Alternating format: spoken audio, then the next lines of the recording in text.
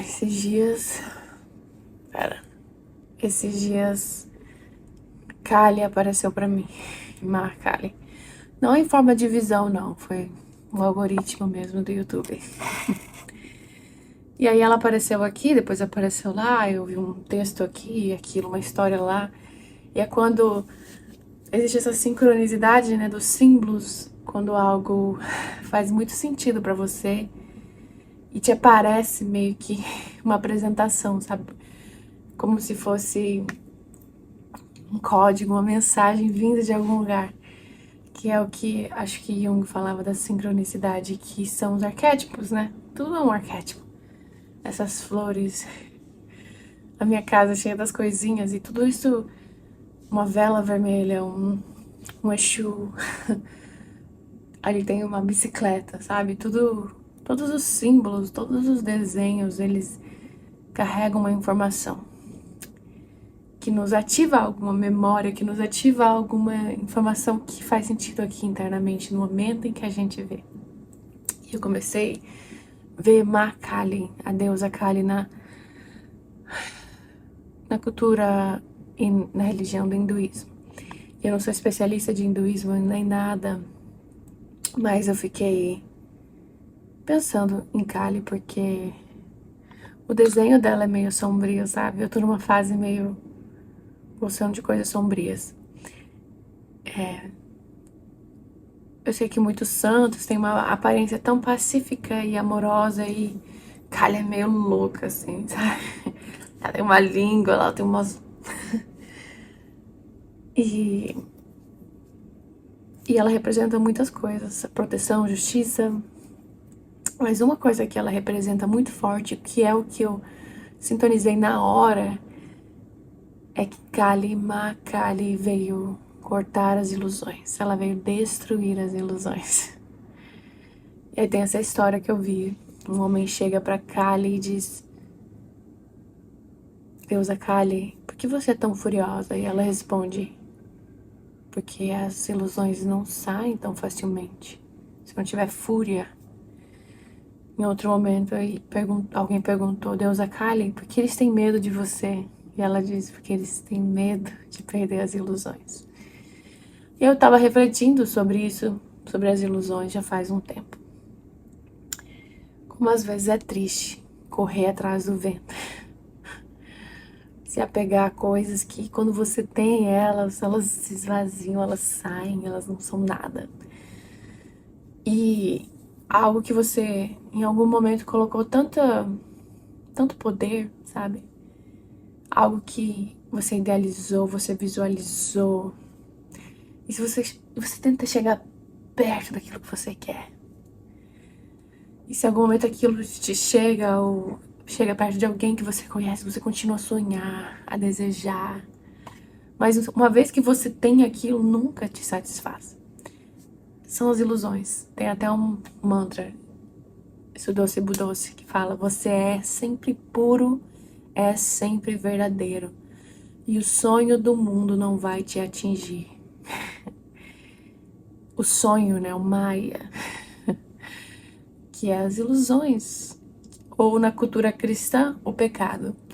Eu sei que a gente entende pecado como tudo que é imoral, errado, as leis, mas eu entendo o pecado como sendo algo que não é verdadeiro. Você se vende por uma mentira, algo que contamina aquilo que é verdadeiro em você, a sua integridade, sabe? E deixa eu tomar um golinho do café. Café pode ser ilusório, mas é uma ilusão que eu gosto. Aliás, eu não acho que é uma ilusão, não. Mas eu reflito muito, porque eu moro aqui nos Estados Unidos. Eu não entendo de geopolítica, até tento acompanhar. Mas a gente entende que a gente vive aí um mundo do dólar. A gente entende que a gente vive aí no capitalismo americano. E que tudo que a gente consumiu até hoje, tudo que a gente entende como mulher bonita, homem bonita, pessoa sucedida, felicidade, sucesso, vem do que um modelo americano.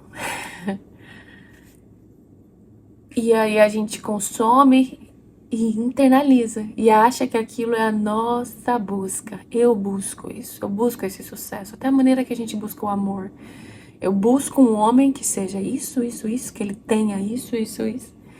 Eu quero uma mulher que se pareça assim, mas são ilusões, porque são tipos, formas moldadas pela sociedade para nos fazer perseguir ideais, perseguir algo que, enquanto a gente está na presença desse algo, é perceptível, se esvazia. Eu lembro que um dia a gente foi pra Flórida, eu não sou muito de viajar assim não, sabe? Talvez, sei lá, eu gosto de viagem, mas eu gosto de rotina, assim, vida, dia a dia. Então viagem, sempre tem uma parte da viagem que é sempre um desafio, porque é muita novidade, é muito um estresse, sei lá, eu acho. E aí a gente alugou, acabou que teve uma oportunidade de alugar um carrão. Eu não entendo muito de carro, né? Pra mim, uma vez eu vi minha prima pensei, foi uma Ferrari, e minha prima falou, meu Deus, você não entende, era um Porsche. E aparentemente Porsche são bem inferiores de uma Ferrari, mas eu não entendo de carro. E era um carrão, não era uma Ferrari, mas era um carrão. E você fica impressionado, porque é uma tecnologia, um design. E aí você entra naquele carro e depois de 10 minutos, 20 minutos, você esquece que você tá num carro, porque você tá dentro de você, afinal de contas. Porque você tá num carro, mas você tem uma mente pensante que aí ela já tá em outro lugar, você vê a rua, você vê... E você vê que as coisas, sabe? Barco, carro, dinheiro, um negócio de uma marca, são ilusões. Ilusões que elas trazem uma falsa sensação de merecimento, de reconhecimento. Você é reconhecido, você é mais respeitado quando você tem um carro assim. Alguém te olha diferente se você tem uma bolsa assim. E aí a gente se apega a essas ilusões e aí começa a construir uma vida baseada em coisas que você não sente, sabe? Tipo assim, você sente a sua bolsa? Você sente o seu carro? Eu não sou contra carro, pra mim é melhor que ele funcione, né? Porque eu já tive carro que não funciona, é muito chato isso. E eu entendo que certas coisas são mais convenientes e são mais agradáveis, mas eu percebo também que a gente corre atrás de ideais e de fantasias o tempo todo. Eu conheci uma pessoa uma vez, aqui nos Estados Unidos, que pra mim ele era um rico, porque assim, nossa, eu lembro da minha infância que hoje em dia parece que todo mundo é meio rico. Eu até vi um vídeo na internet. Por que tá todo mundo parecendo rico? Porque na minha época de infância, até viajar de avião era caro. Você não tomava... Eu tava falando isso com meu parceiro, até tomar Coca-Cola era uma coisa meio... Certos tênis, um tênis da Nike, você tinha um tênis da Nike, eu lembro que você usava até ele, sabe, ele se dissolver, virar pó. E eu sou assim até hoje, gente, não é por nada, mas meus tênis é assim, que eu gosto de regaçar eles, usar até falar assim, usei esse tênis. Mas hoje em dia todo mundo tem um tênis novo, todo mundo tem... Talvez seja mais fácil, pelo menos aqui nos Estados Unidos, o poder de compra, tem essas coisas. E eu conheci esse homem que... Eu trabalhei pra ele uma vez, ele tinha uma mansão, não sei se é mansão, mas uma casa muito grande. Ele tava muito feliz, porque ele tinha acabado de comprar a casa. E eu coloco entre aspas, porque ele não realmente comprou, não era a casa dele, ele fez, né, o mortgage, aquela toda coisa. Financiou, não sei o que lá. Tava muito feliz, tava mostrando a casa pra todo mundo. Aí eu fui lá trabalhar com ele fez aquele tour, né, pela casa, muito feliz. Minha casa, era uma casa bonita, eu parabéns e tudo mais. E passou alguns dias depois ele foi me buscar para um outro trabalho, ele me buscou num carro luxuoso. Eu, repito, eu não entendo nada de carro mesmo, sou muito leiga. Eu sei que é Fusca, e eu acho bem bonitinho os Fusca, mas eu não entendo de carro, porém eu posso dizer que era um carro luxuoso, porque ele tava para ver que é um carro não muito comum e tudo mais. E ele chegou, me buscou no carro e tal, e aí ao final do dia ele tinha que me pagar, acho que na época, $200. E ele não tinha. Eu não consegui entender. Eu olhei pra ele e eu não sei disfarçar, né? Às vezes eu não sei fazer. Ah, tá bom. O Que ele falou, olha, você pode esperar um pouco, eu não vou poder te pagar hoje. E aí eu, como assim? Como você não vai poder me pagar? E aí ele ficou um pouco constrangido. Ele falou, cara, que a situação financeira, tô cheia de dívida, sabe, carro novo, casa nova. Eu falei, gente, parabéns pela casa, o carro novo, você não vai poder pagar um funcionário que tá... Aí ele ficou constrangido, ele falou, cara, tá sendo tudo muito difícil, esse carro, não, nada foi quitado, esse carro é da minha mulher, eu não tenho esse dinheiro, eu tô tendo ataques de pânico, assim, eu não consigo dormir, a minha vida tá uma loucura, não é nada do que se parece. Ele tinha barco, ele tinha charuto, ele era uma pessoa que tinha essa figura, sabe, aquele quase um arquetípico, porque hoje a gente meio que idealiza a imagem de um rico, e ele conseguia meio que corresponder à imagem de um grande homem bem-sucedido. Ele até meio que até chorou, eu lembro, assim, meio ficou emocionado. E eu perguntei pra ele, mas você não vê possibilidade? Não, tá tudo muito difícil.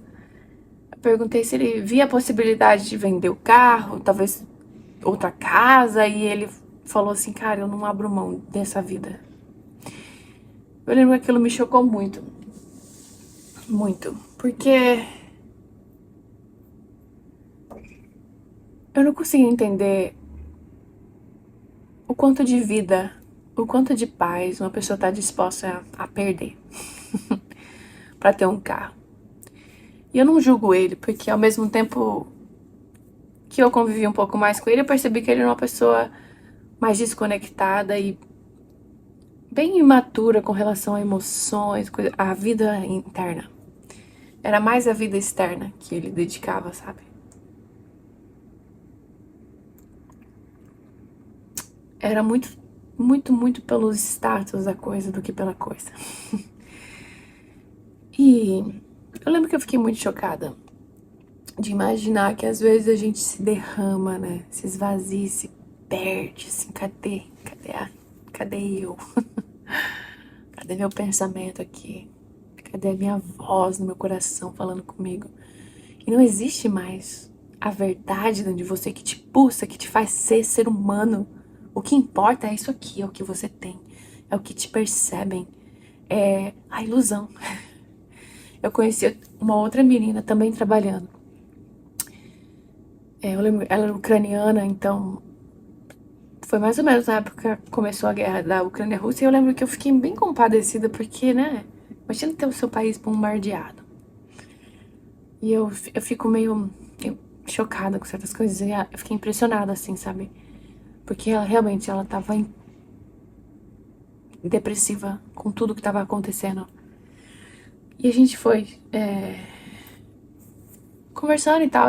Eu lembro que ela tinha um tênis da Balenciaga. Pra quem não sabe, Balenciaga é tipo é uma marca de luxo, é um item de luxo. E na época eu era muito, assim, com essas coisas, que eu tava no meio, que as pessoas eram assim, então, sei lá. Eu elogiei o tênis dela, eu falei, cara, seu tênis é Balenciaga. E ela até falou pra mim, tem esse site aqui, itens de luxo em promoção. Aí eu falei, nossa, entrei no site achando que a promoção era tipo, $20. Mas era muito caro.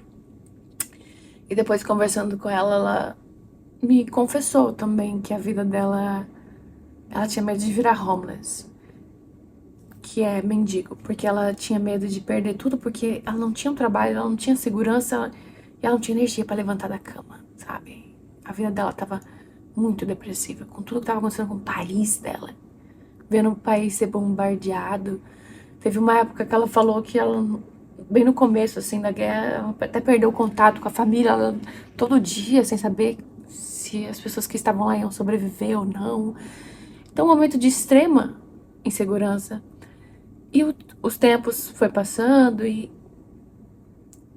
ela continuava a não conseguir romper com o apego ao item de luxo, a roupa de luxo. Eu lembro que ela tinha que ter um vestido uma vez, que a gente foi trabalhar, fiz um trabalho com ela, ela falou, esse vestido foi uma estilista, era toda assim, tinha sempre toda uma questão de ser algo especial, importante, caro.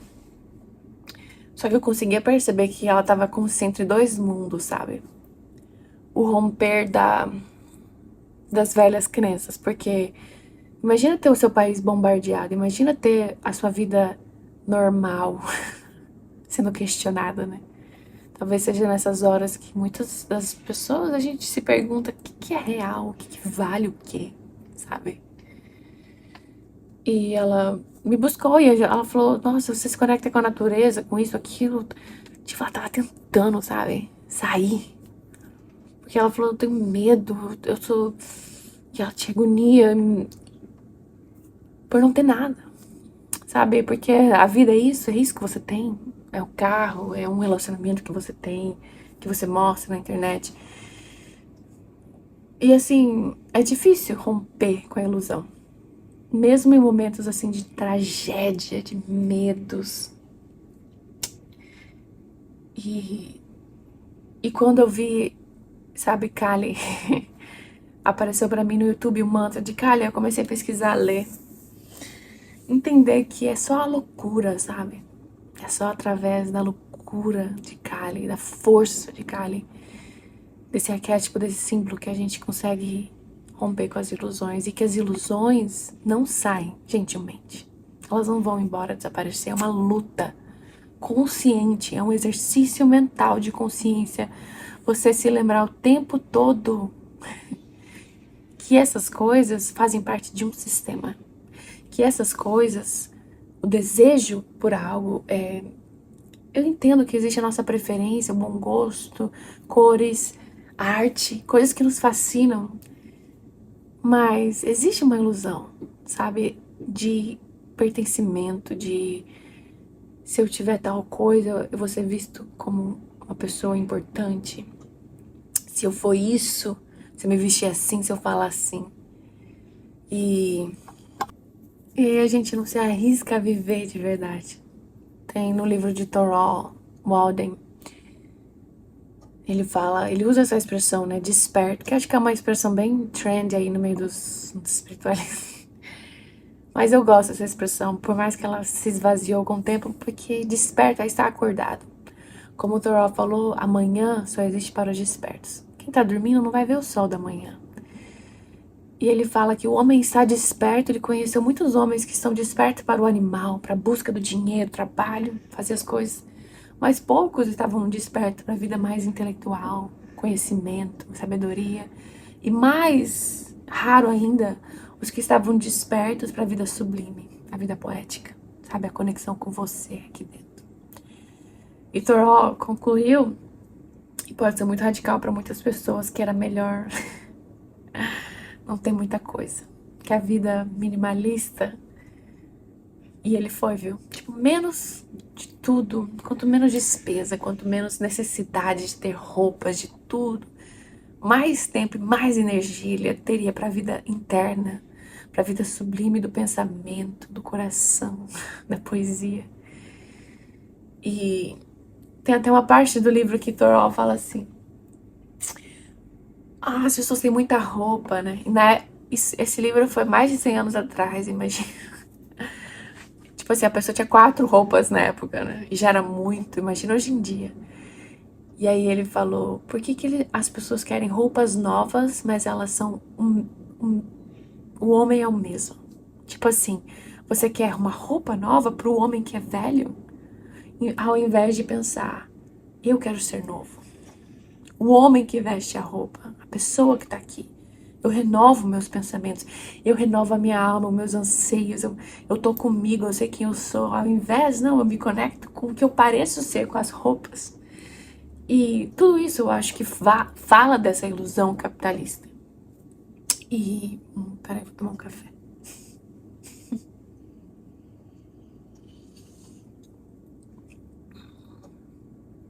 E aí chega as inflações, a economia vai, sobe guerra, destroços, mortes, mães perdendo filhos. Muitos se falam aí, né? Ah, uma terceira guerra mundial, é um novo regime, uma nova ordem.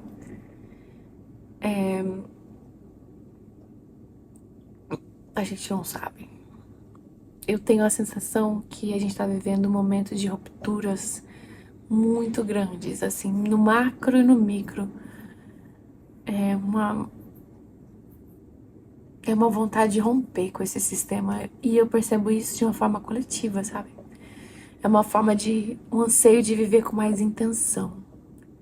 Eu tava até assistindo um vídeo e a mulher falou que uma maneira de vencer o consumismo é tendo intenção. Porque o consumismo é só anseio, é só escape. Você não precisa das coisas que você tem. Você precisa de 20 tênis. Você precisa de 10 opções de shampoo. Depois que eu descobri que shampoo é tudo placebo. Desculpa. Alguém aí me prove ao contrário, porque eu já comprei shampoo caro e shampoo barato em meu cabelo. Não barato, porcaria, mas sabe? Existem opções mais sustentáveis, opções que são mais acessíveis e que elas funcionam, mas a gente vai atrás da ilusão. A gente gosta de ser enganado.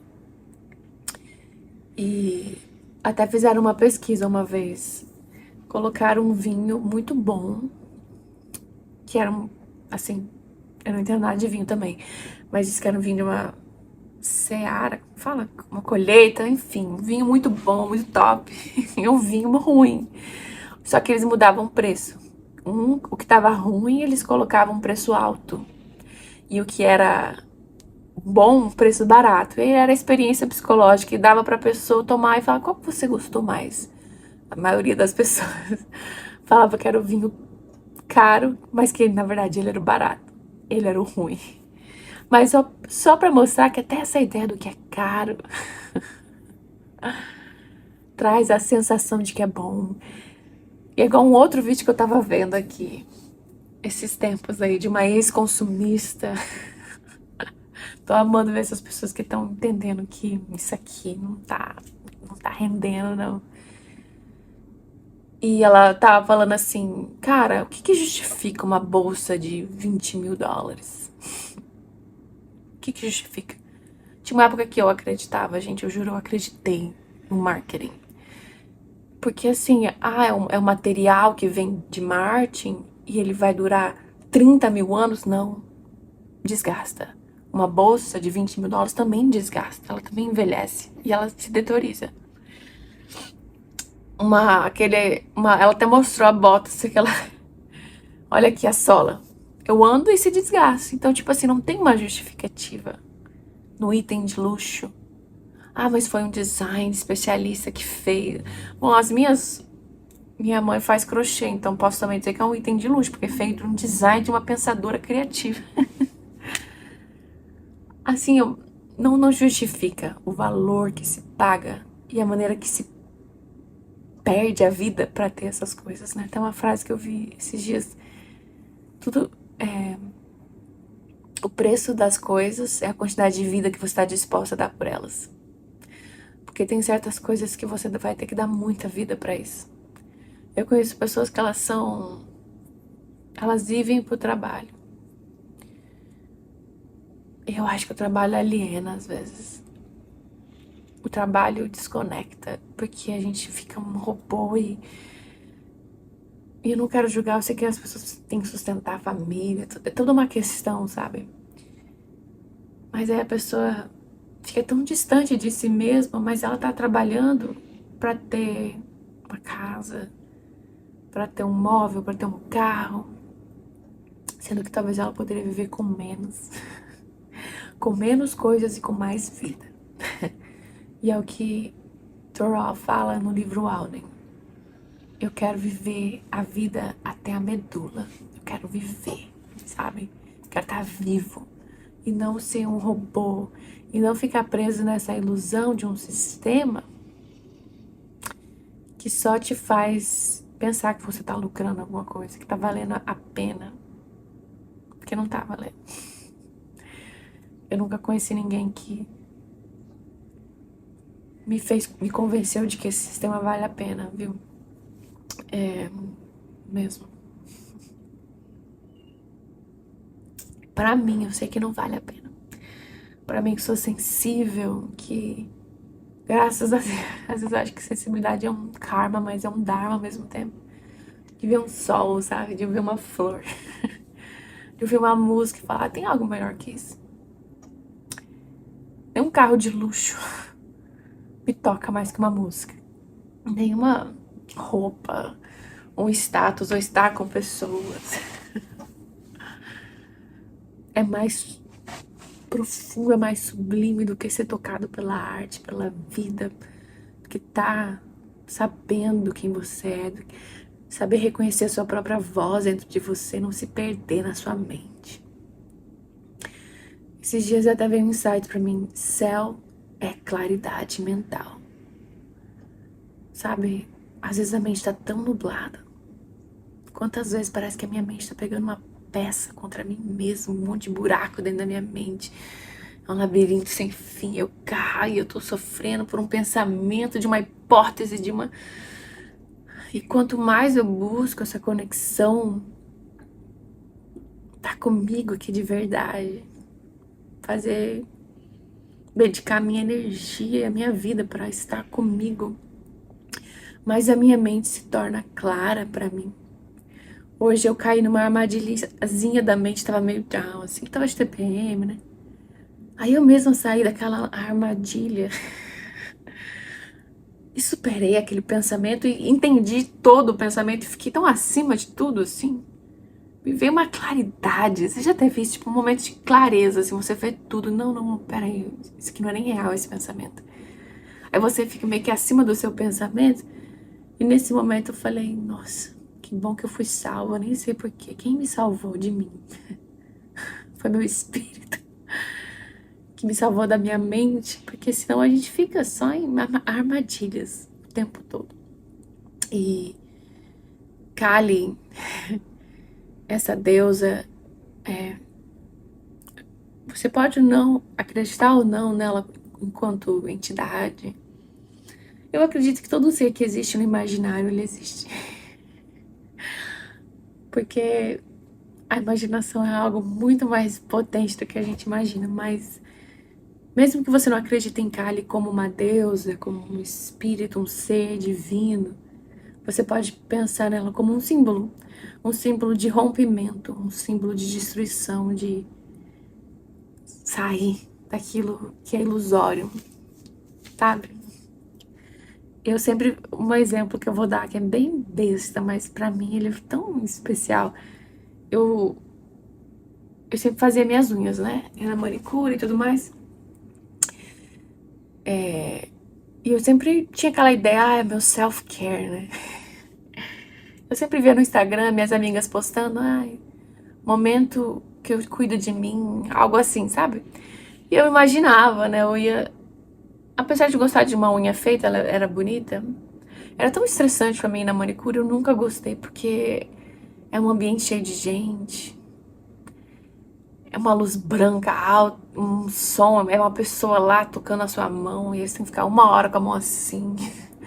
E eu refletia mesmo se aquilo era um self-care, porque eu não me sentia nem agradável, nunca foi agradável estar lá pra mim, sabe?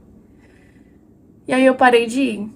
Eu tava numa situação financeira mais sensível, tirei alguns cortes, assim. Descobri que eu poderia viver com muito menos e bem. E cortei tudo que eu considerava excesso. E aí, ok, eu faço a minha cutícula aqui em casa mesmo, eu fico lixando a minha unha que eu gosto. E aí hoje eu penso, cara, era uma ilusão. Era um self-care. Eu não tô dizendo que as pessoas são erradas de ir. Mas aí me fez questionar que quantas vezes eu faço algo que não tem sentido pra mim. Não me gera esse prazer, não me gera um bem-estar. É uma ideia que alguém colocou, alguém fez, e eu fui atrás dessa ideia e me menti pra mim mesma e me convenci que aquilo era o que eu queria. Aí quando eu saí daquela situação, eu disse pra mim mesma, olha, Mariana, não tá valendo tanto a pena assim, é $30 toda semana, é 1 hora que você fica lá, aquilo te faz tão bem, você não conseguiria fazer na sua casa? E esse exemplo bem bobo, que pode ser muito insignificante para muitas pessoas, mas para quem é mulher no mundo, que tudo é muito reparado em você, você tem que estar muito bem. Eu conheci uma mulher que falava para mim, é uma questão de dignidade. Se eu não tiver com as minhas unhas feitas, e eu entendo ela, dignidade, mulher não tem dignidade. Esse mundo não foi feito para mulheres serem dignas. Pela alma, pela mente, é pela aparência e é pelo rótulo de parecer alguma coisa. E nada contra uma unha feita de vira e mexe, eu mesma faço a minha unha, sabe? Quem não olhar muito de perto vai até achar que tá bom. Mas eu me desprendi desse paradigma, que era colocar a minha dignidade em jogo com relação a coisas que são materiais. Tanto que ser feminina, ser mulher, pra mim não tem nada a ver com uma unha feita, depilada, cabelo. Pra mim ser mulher é sangrar. Eu tô sangrando hoje, então assim... E pra quem é mulher trans que não sangra, literalmente, eu tenho uma amiga trans que ela fala, eu acho que eu menstruo, cara. Sou tão mulher que eu sinto a minha TPM. Eu falei, eu aposto que sim. E pra quem não menstrua, não tem problema, mas o que eu quero dizer é esse sangramento simbólico, né? Que a TPM é algo tão... É uma morte pra mim. É uma morte, é uma ressurreição, gente. É algo que eu tenho que estudar sobre isso, porque é algo super natural, menstruar. Mas também sangrar todos os dias, sabe? Sentir mulher, ser mulher nesse mundo anti-mulher. Nesse mundo que odeia as mulheres, que só quer usar as mulheres. É um sangramento, é uma luta, é encontrar beleza todo dia em você mesma. E tô falando tudo isso que eu já nem sei, porque eu faço roteiro, eu falo o que vem na alma. Mas eu tô falando tudo isso e quero concluir aqui. Só pra deixar bem claro que não há felicidade enquanto houver ilusão. Não há vida enquanto houver ilusão. Não há nada. Nossa, não há nada que encha meu coração do que sentir a verdade. Aquilo que é verdadeiro pra mim, aquilo que faz sentido pra mim. E não porque eu tô seguindo algo imposto, algo seguindo o que é mainstream, o que é a maré, na correnteza das coisas. Me dá muita vida. Todas as vezes que eu sinto que eu tô vivendo eu. Mesmo que isso seja só um personagem temporário, eu vivo esse personagem. Mas eu vou ser eu. E viver além dos apegos, dessas confusões. Viver além, para além das ilusões. Um beijo e boa sorte.